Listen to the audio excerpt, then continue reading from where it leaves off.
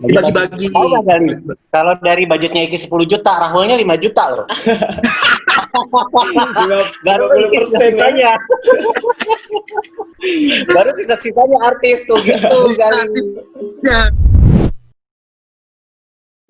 Hai semuanya, kembali lagi di Berbisik episode 3. Kali ini kita kedatangan dua narasumber, yaitu Mas Rahul. Hai Mas Rahul. Hai. Dan Mas Gema. Hai Mas Gema. Hai. Dua orang ini bisa dibilang sangat berpengaruh di karir dari artis-artis. Misalnya Mas Rahul. Mas Rahul adalah seorang manajer Rizky Febian dan Mas Gema adalah seorang manajer Teh Ocha atau bisa dibilang Rosa. Gimana kabarnya nih Mas Rahul? Baik, alhamdulillah. Baik ya, alhamdulillah. Walaupun ada lagi kurang mendukung, tapi alhamdulillah sehat walafiat. Mas Gema gimana kabarnya Mas Gema? Ya puji Tuhan baik juga. Kesibukannya apa nih buat Mas Rahul untuk sekarang ini? Kalau untuk aku sekarang lagi prepare untuk live.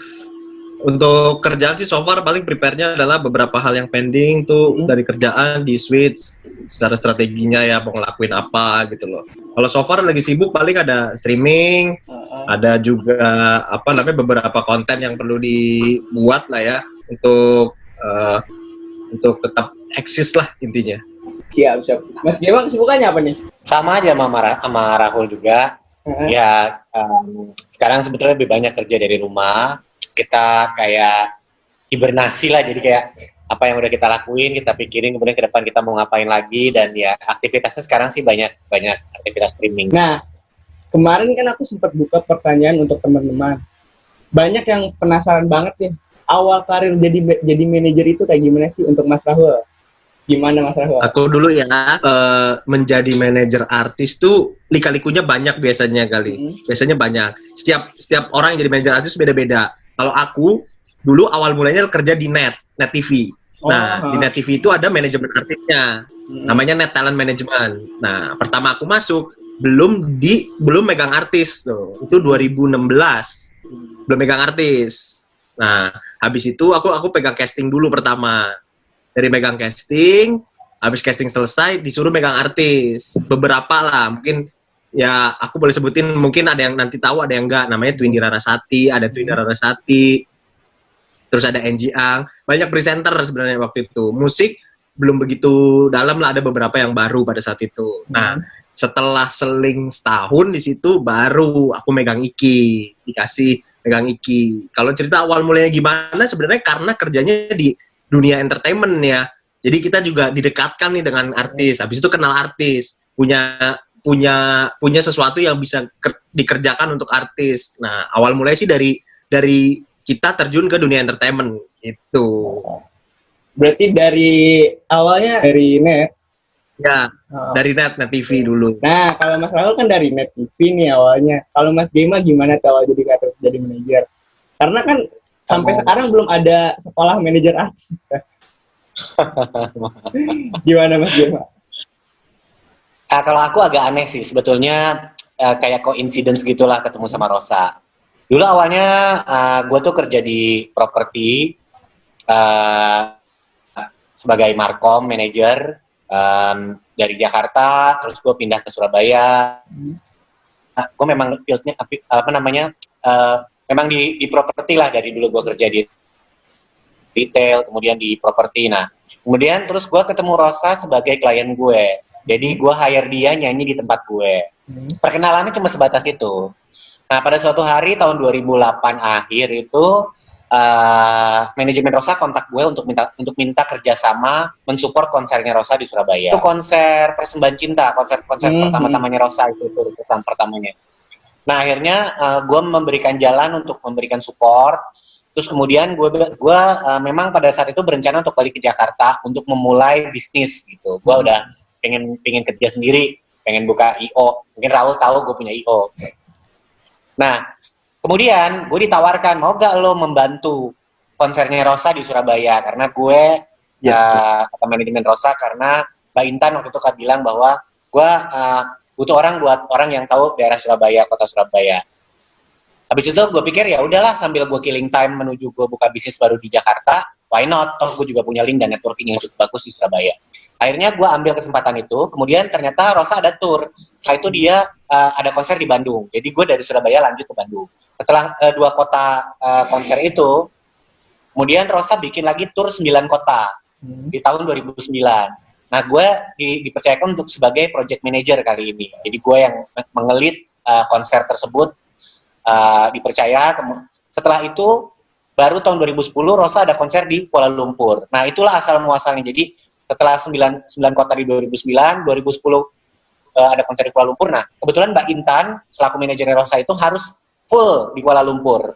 Jadi mau nggak mau di Jakarta ini kosong, nggak ada yang handle Rosa secara pribadi. Nah, akhirnya Rosa minta gue untuk bantu backup pekerjaannya Intan di Jakarta. Dari 2010 itulah sampai sekarang jadi kebiasaan gitu. Akhirnya semua pekerjaan manajerialnya Rosa di-handle sama gue. Itu asal muasalnya sih. Dibilang sengaja atau tidak sengaja ya jadi manajer artis itu? Ini kebanyakan nggak sengajanya deh.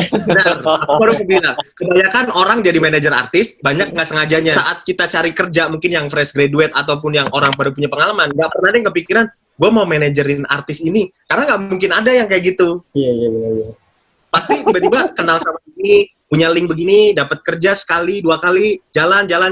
Nah, itu biasanya baru kayak gitu, baru cocok tuh. Karena misalnya gini, contohnya gini deh, gue kenal misalnya sama Kak Gema artis, terus tiba-tiba gue nggak mungkin, gue mau jadi manajer Kak Gema gitu, terus gue nge-apply, itu nggak mungkin, pasti banyaknya langsung Gue bilang gini, kemampuan lo apa Rahul? Pasti gitu. Pasti kan ditanya kan, kemampuan lo apa, gue mau jadi manajer gue gitu, lo siapa? Pasti kan pertanyaan secara nggak langsungnya akan muncul seperti itu. Nah, makanya banyaknya, kata Kak Gema bener, hampir 90% tuh orang nggak sengaja jadi manajer.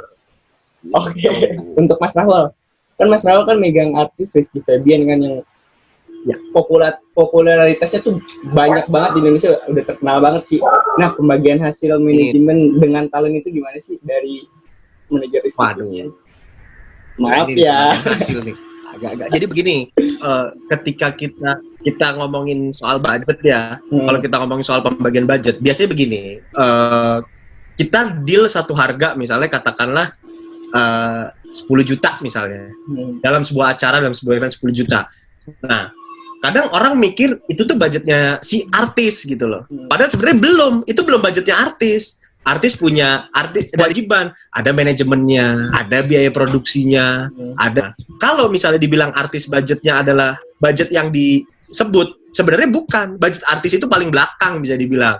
Adanya nggak di depan. Tapi memang kadang kita kan nggak mungkin ketika kita dealing sama Gali atau misalnya Kak Gema punya IO, Kak, ini budgetnya iki segini ya, kita sebutannya budget artis, tapi sebenarnya untuk dapetin si artis itu melewati berapa stage lagi, kayak gitu pembagiannya. Ya persentasenya ada, persentasenya adalah, misalnya sekian persen ada. Jadi kalau misalnya Gali nanya misalnya bagaimana sih pembagian artis dengan manajemen gitu ya, ya pembagiannya lah artis itu sebenarnya adanya nggak di depan, nggak semula-mula itu semua uangnya artis gitu loh. Kan kita harus ada anak bandnya kita bayar, ada produksinya, mungkin lagi ntar ada tambahan apa gitu loh. Nah, budget artis itu sebenarnya nggak di depan gitu kalau kita boleh bilang, adanya di belakang. Berarti dibagi-bagi ya Mas Rahul ya?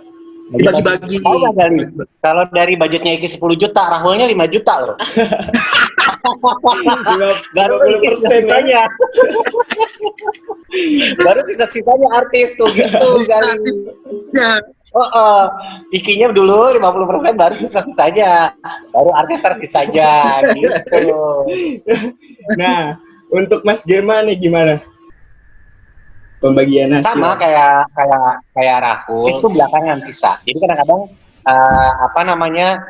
dibayar sekian, oh ya nih dipotong produksi ini, dipotong soundman, dipotong band, dipotong ini, dipotong ini, dipotong ini, dipotong ini, dipotong ini.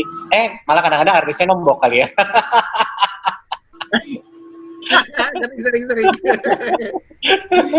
Enggak. Jadi pembagiannya sama. Artis itu adalah nilai yang terakhir gitu. Jadi setelah dipotong manajemen, kemudian dipotong produksian, baru kemudian diceritakan ke baru ada bagian dari artis.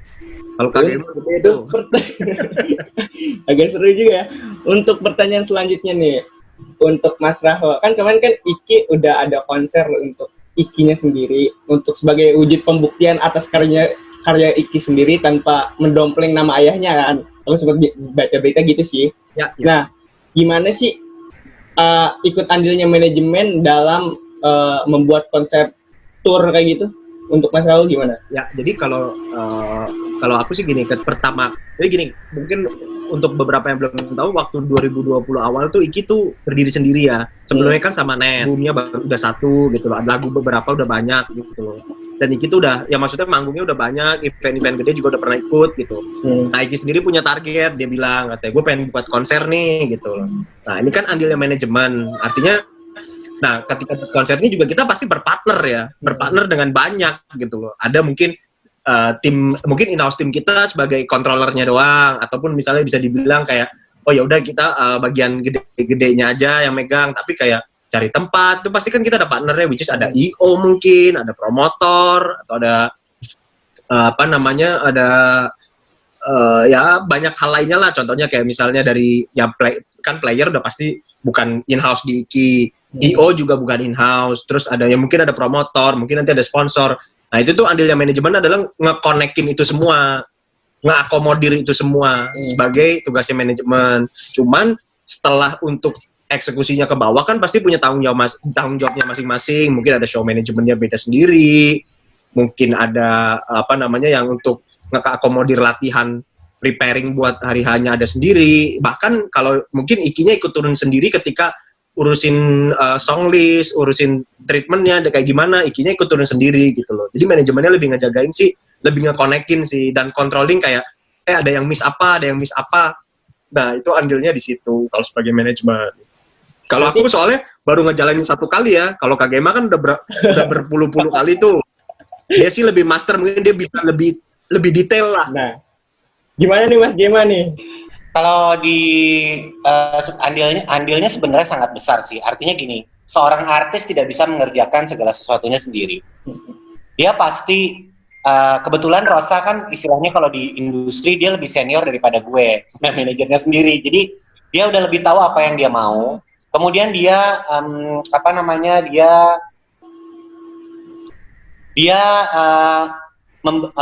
menyampaikan apa kemauan dia. Misalnya kayak gue pengen gini nih ke depan, kayak gini.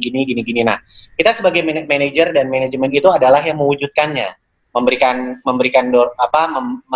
meluruskan mewujudkan apa yang menjadi tujuan dari karirnya dia. Di dalam konser juga begitu sama. Waktu pertama kali Rosa bikin konser itu Rosa yang bilang, gue pengen konser deh gitu. Ya udah, jadi kemudian kita memberikan support. Nah, waktu konser yang terakhir juga, itu juga ada triggernya sih.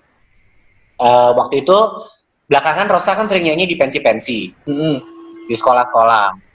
Kemudian kita agak amazed gitu, anak-anak milenial SMA, SMP tuh bisa nyanyiin lagu-lagu Rosa. Makanya akhirnya kita pikir gini, wih, kita bikin konser yuk, kita tour gitu, kita tour, kita confidence karena ngelihat antusias banyaknya sekolah-sekolah yang di pensi-pensi yang minta Rosa, dan semua bisa nyanyiin lagu Rosa. Dan kebetulan konser terakhir Rosa itu yang kemarin tuh Tegar itu adalah sebenarnya celebrating 20 tahun lagunya Tegar itu. Kemudian kita rilis lagi lagu itu dalam musik yang lebih kekinian, dan kita bikinin tour 4 kota. Harusnya tahun ini kita berencana untuk lanjutin lagi turnya di 5 kota di Sumatera, di luar Jawa. Tapi karena kondisi COVID Corona ini akhirnya itu terus semua terpending. Jadi sebenarnya peranan manajemennya cukup besar. Artinya artis kan tidak bisa kayak mungkin Rahul tahu bahwa ya gue pengen konser gitu. Tapi semua kan akhirnya yang running banyak lini bisnis di dalamnya ya. Ada vendor, ada I.O, ada segala macam lah kreatifnya. Kalau boleh tahu nih, kemarin kan TOC udah konser 4 kota ya. Berapa jumlah penontonnya, Mas Gema? Total dari 4 kota itu. Penontonnya tiap kota tuh sekitar 3.000-an. 3.000, berarti ada 12.000 ya totalnya ya? Oke, pertanyaan selanjutnya untuk Mas Rahul. Kan sekarang ini kan lagi dunia entertain bisa dibilang lumpuh ya Mas Rahul ya? Nah, sebagai manajemen itu, strateginya apa untuk biar si artis ini popularitasnya nggak turun? Ya, jadi kalau strateginya itu yang dilakuin orang beda-beda. Kalau dari aku sendiri begini, jadi gitu sebenarnya di setelah kemarin kan baru rilis 1 single.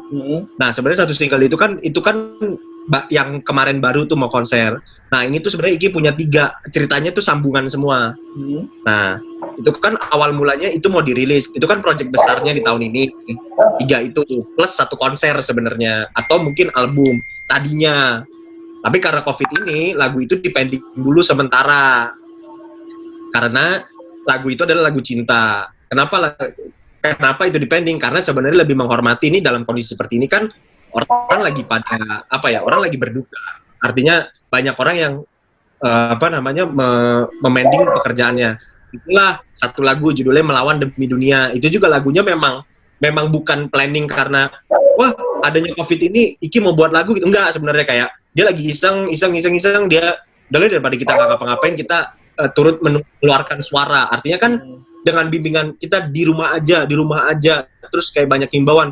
Nah, Iki tuh kalau ngomong belum tentu didengar karena Iki bukan influencer yang kayak gimana gitu loh. Tapi kalau nyanyi mungkin orang denger suaranya. Jadi akhirnya dia ngeluarin lagu itu. Nah, strategi pertamanya kan itu. Nah, dari turunan itu kan banyak, ada misalnya ada promonya, ada juga ya contohnya dari promo itu ada live Instagram, ada bikin konten, ada apa. Nah, gimana caranya tetap sustain pada saat seperti ini? Nah, kita tuh biasanya ada bagi-bagi. Biasanya gini, kalau yang daily, kita ada yang live Instagram, yang engage sama fans-fans. Itu kan sebenarnya kan ya, artinya effort si art. Ya. Cuman TikTok aja, itu ringan. Tapi yang sedang kan, biasanya sekarang kan ada konser-konser yang di tapping. Kita syutingnya dari rumah, kita kirim materi, ntar mereka tayangin. Ada yang di YouTube, ada yang TV. Itu yang kedua kan. Yang kedua artinya, wah effort nih artisnya juga. Yang ketiga, ada sekarang virtual concert. Itu kan prepare-nya juga lumayan. Contohnya baru belakangan ini kan ada beberapa artis yang ngadain dengan salah satu misalnya kayak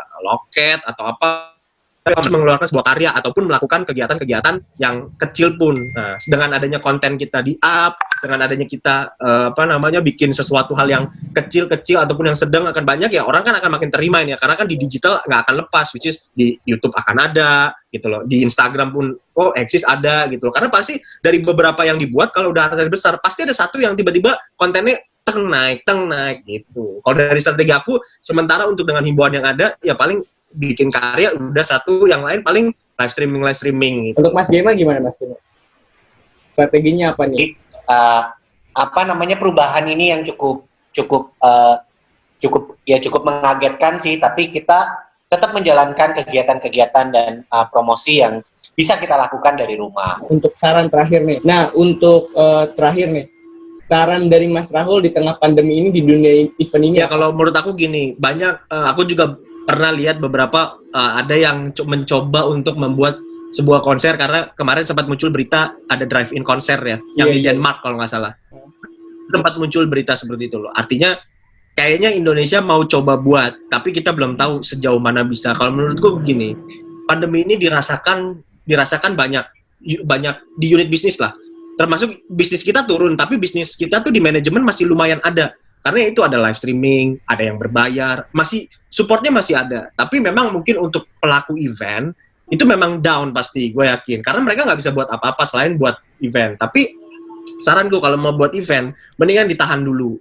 Sampai kita benar-benar reda, jangan memaksakan keadaan gitu loh. Artinya kan ini kan demi keselamatan kita semua. Siapa sih yang nggak gatel? Ya kalian gatel pengen buat event. Ya kita artis, penyanyi juga gatel juga mau manggung.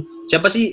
Coba mungkin bisa di-share ya, kayak kita siapa sih yang manggung seneng cuma live streaming, cuma nyanyi-nyanyi sendiri, nggak ada yang feedback, kan pasti kan gatel, pengen event yang beneran. Nah, tapi kalau menurutku untuk para penyelenggara event tetap sabar aja dulu sampai semua kembali normal, case-nya sudah zero misalnya selama sebulan, nah baru kalian susun para penyelenggara nih, yuk mau bikin apa, kayak gimana. Saranku seperti itu, tetap jagalah himbauan dari pemerintah, jangan bandel, intinya itu. Okay. Untuk Mas Gema nih gimana Mas Gema? Ya, yang benar dengar himbauan pemerintah. Kita juga wait and see gitu dengan kebijakan pemerintah nanti ke depan seperti apa, PSBB akan berakhir kapan. Saya juga sebagai IO di sini juga terus terang menunggu keputusan pemerintah sambil juga kita waspada. Artinya kalau PSBB udah nggak ada pun bukan berarti kita bisa langsung tiba-tiba bikin event, bikin konser ya. Kita juga lihat situasi pasar, kita juga lihat marketnya seperti apa. kondisinya, keamanannya, lebih kita mikir ke situ deh, lebih mikir ke keselamatan dulu lah gitu. Kemudian bukan sebatas ego ataupun sebatas bisnis, tapi lebih kita mikir lebih humanis lah, lebih ini dampaknya gimana gitu. Kita berkarir, kita berkarya itu wajib ya, kita harus pikir alternatifnya gimana nih. Kayak sekarang kan kita bisa streaming, kita bisa sharing lewat Zoom dan lain sebagainya. Ini kan sebetulnya adalah bentuk dari karya yang kita lakukan tetap dari rumah gitu. Nah, hal seperti itu yang bisa kita lakukan dulu sementara sambil menunggu situasi keadaan yang lebih kondusif ke depannya. Oke. Itu sih. Oke, terima kasih nih untuk Mas Gema sama Mas Raul udah nyempetin waktunya.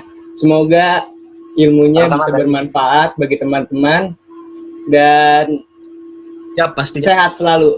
See you. Siap. Thank you Mas Gema, thank you kali.